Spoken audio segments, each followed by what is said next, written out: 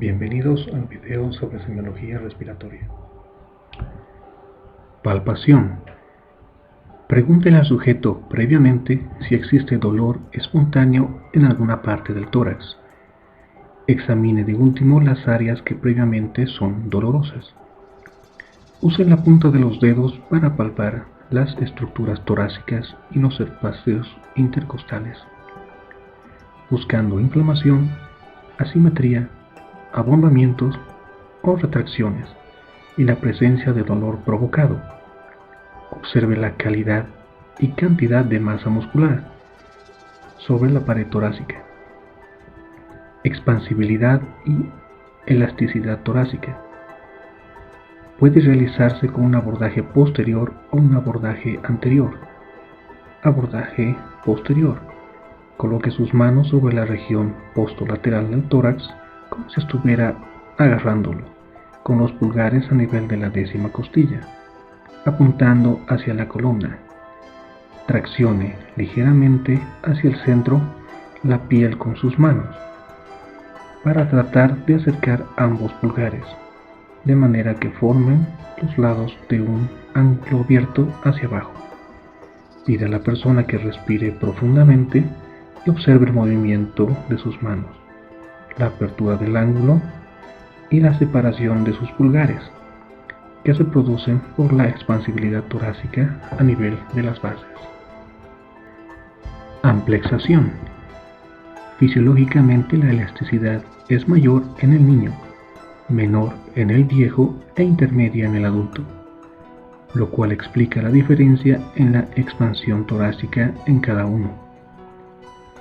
Una disminución de la expansibilidad torácica en un hemitórax puede indicar enfermedad pulmonar o pleural. Vibraciones vocales. Por la física sabemos que la conducción de una vibración sonora será tanto mayor cuanto la frecuencia del sonido se acerque más a la del cuerpo conductor. Así tenemos, en un pulmón normal, 90 a 130 vibraciones por segundo. La voz del hombre, 100 a 130 vibraciones por segundo. La voz de la mujer, 260 vibraciones por segundo. El frémito o vibraciones vocales. Las vibraciones vocales se originan en las cuerdas vocales durante la fonación y se transmiten por la columna de aire del árbol tráqueo-bronquial hasta el pulmón.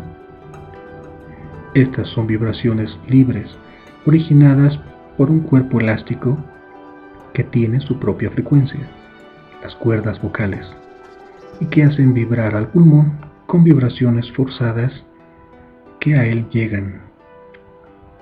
Las vibraciones forzadas del pulmón se transmiten a la pleura y pared del tórax donde las palpamos. Colóquese detrás del sujeto y pídale a la persona que diga 33 cada vez que sienta la mano que se palpa.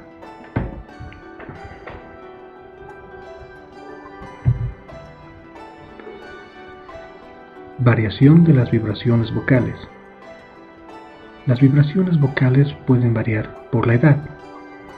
Las vibraciones vocales en los niños son menos intensas por ser la voz aguda y menos fuerte. En los ancianos, las vibraciones vocales son menos intensas por ser la voz débil y velada.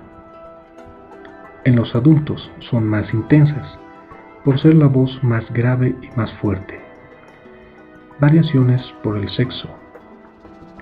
En la mujer, las vibraciones vocales son menos intensas por ser la voz aguda y menos fuerte.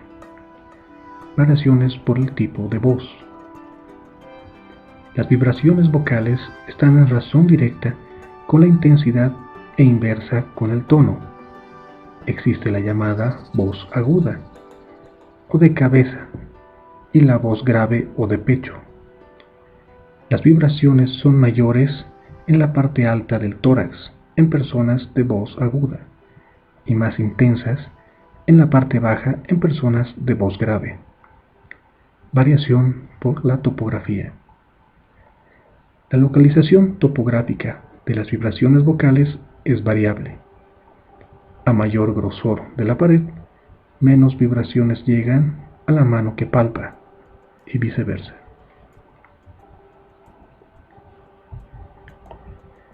Percusión.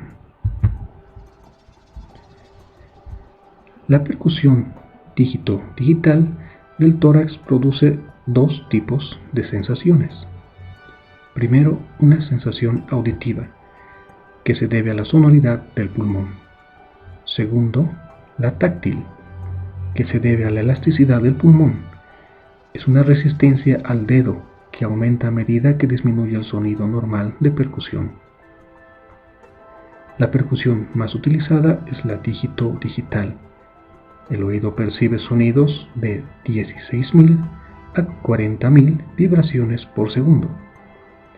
Las características fundamentales del sonido son: intensidad, depende de la amplitud de las vibraciones; tono o altura, depende de la frecuencia, siendo la mayor frecuencia el tono agudo y la menor el grave. El timbre depende de la naturaleza del cuerpo que vibra y su duración.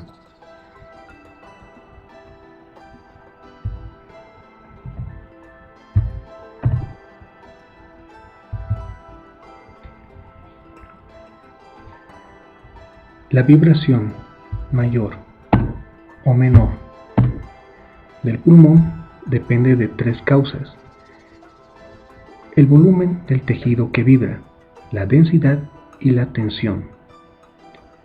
A mayor volumen del tejido que vibra, los caracteres del sonido serán intensidad mayor, duración larga y tono grave. Las modificaciones topográficas se deben a la desigual distribución de las masas musculares y a la relación del pulmón con órganos vecinos, más o menos duros. Sonoridad máxima, regiones infraclaviculares y axilares. Sonoridad mínima, regiones supraespinosas. Sonoridad media, regiones infraescapulares.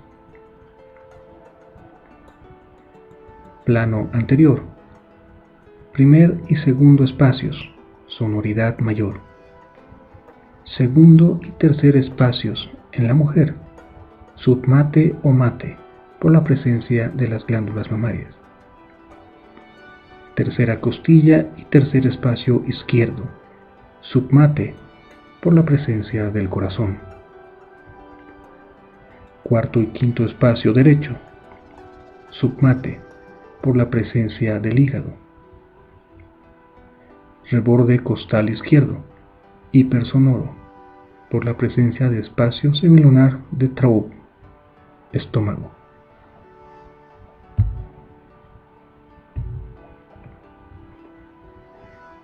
En el plano posterior, de modo general, la sonoridad es menor que en el plano anterior.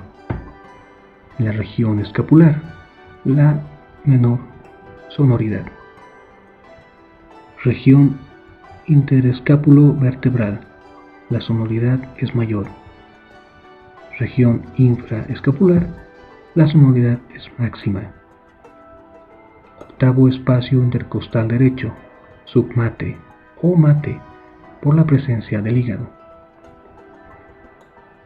En el plano lateral, la sonoridad aquí es intensa. En el lado derecho disminuye hacia abajo por el hígado y en el lado izquierdo se hace timpánica por la presencia del estómago y el ángulo esplénico del colon.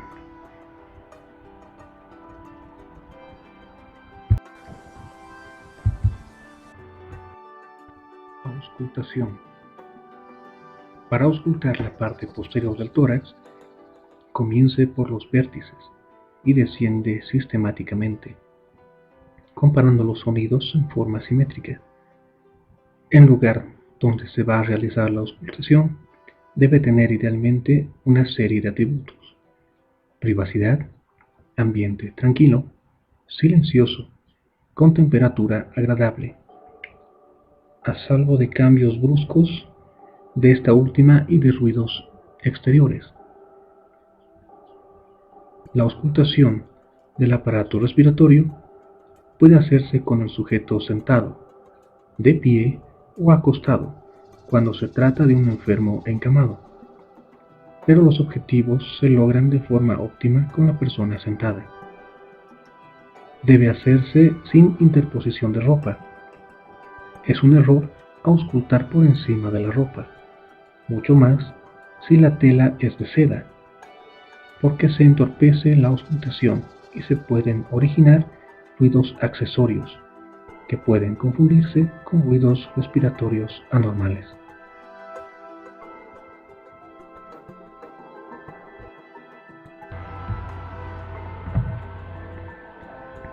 Ruidos respiratorios normales: soplo glótico, murmullo vesicular y respiración broncovesicular. El soplo glótico, también denominado ruido laringotraqueal, respiración tráquea o brónquica, audible por debajo del cartílago cricoides.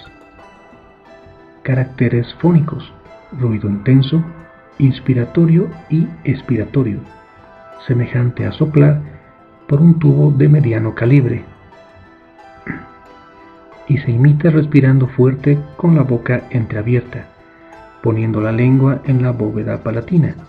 Es un ruido intenso, de tono agudo, más en expiración, de timbre tubular, separadas la inspiración y la expiración por un pequeño silencio, siendo la expiración más intensa y duradera. Su localización, a nivel de la laringe y tráquea, se la llama respiración brónquica o traqueal fuerte. En la mitad inferior de la tráquea y bronquio principal, y en el segundo espacio intercostal derecho al lado del esternón, se denomina respiración brónquica de moderada intensidad. A nivel de la cuarta vértebra dorsal, a este soplo glótico se le llama respiración broncovesicular. Murmullo vesicular, llamado también ruido respiratorio de Laennec o respiración vesicular, audible en las regiones infraaxilar, infraescapular e infraclavicular, en esta última sobre todo en los dos primeros espacios hacia afuera. Caracteres físicos: intensidad, menor que en el soplo glótico, tono grave, duración inspiración, primera parte de la expiración. Este ruido se asemeja al producido por un fuelle cuya válvula no hiciera ruido alguno, o al provocado por un hombre que en un sueño tranquilo hace una inspiración profunda, o al ruido provocado por la brisa entre el follaje de un bosque. Bueno, como habrán podido apreciar, este resumen es solo la introducción a los temas de semiología respiratoria, y estará en ustedes continuar con su estudio y desarrollar las habilidades para la exploración física. Para terminar con el tema, nos gustaría dejarlos con una pequeña reflexión. El estudio no se mide por el número de páginas leídas en una noche, ni por la cantidad de libros leídos en un semestre. Estudiar no es un acto de consumir ideas, sino de crearlas y recrearlas. Sigan estudiando y sigan aprendiendo. Hasta una nueva oportunidad.